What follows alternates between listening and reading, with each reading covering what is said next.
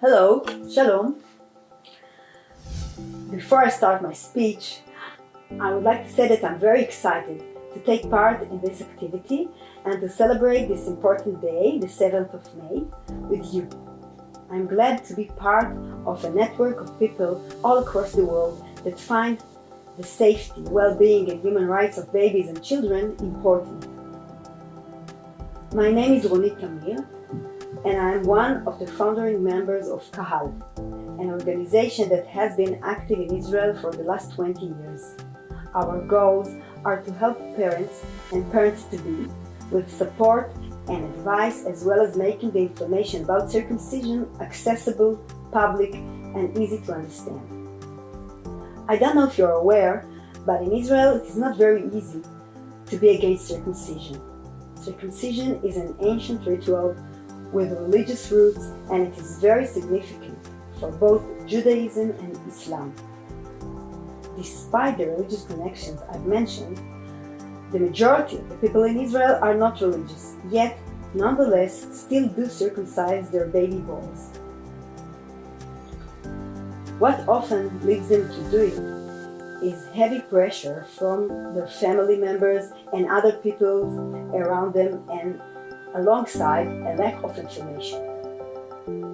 The correct and science-based information about this procedure is hidden, not collected, and not published. Instead, false data is presented in official publications, including the false facts that circumcision is good for the baby's health, or that it is necessary for the baby to be considered Jewish, which are not correct.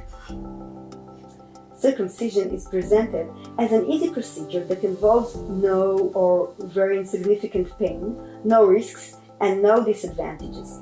People are taught from young age that the foreskin is unclean. Statistics and objective information about circumcision that were poorly performed are not collected, advertised, or investigated. In Israel, in most cases, circumcisions are performed by mohalim, who are traditional circumcisers and are religious people, not doctors. They don't have any medical education or training, are not committed to any hygienic standards, cannot professionally diagnose the baby's condition, and are not allowed to use effective pain relief with local anesthesia. Instead, they tend to claim that the baby doesn't feel much pain, if any, and the baby's screams are quieted by giving him a bit of wine during the ceremony. An obligatory part of this ritual is when the circumciser sucks the blood from the wound with his mouth or with a tube, exposing the baby to many, some deadly, infections. I know that you might be thinking that I made this up, but this is totally true. This is the way the traditional Jewish ritual is performed when it is not done by a doctor. Although the medical training and education in Israel is in very high standards, medical students don't even have 1 hour of education about the foreskin during their studies. It is very common that parents would go to the doctor, often on completely unrelated issue, and are given a recommendation to have their child circumcised immediately, as if they are endangering his life otherwise. In the past 20 years, KAHAL helped many thousands of people get information, answers, and support to enable them to make an informed decision as to what should be done to their newborn baby. Our main activity is holding a monthly meeting, which anyone interested can join, to meet and talk with parents who have intact children in a variety of ages. All our activity is run by volunteers, and I would like to take this opportunity to thank all of them.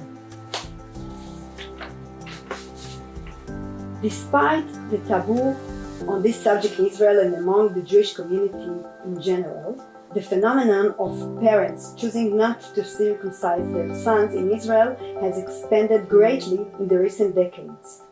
Once there were perhaps only a few dozen uncircumcised Jewish men in the whole country, but today masses of mothers and fathers who are ready to overcome their family's pressure and the fear of being different give their children the right to their bodies and lives. I receive many emails and messages about the birth of new babies whose parents decided to leave their bodies as nature created them.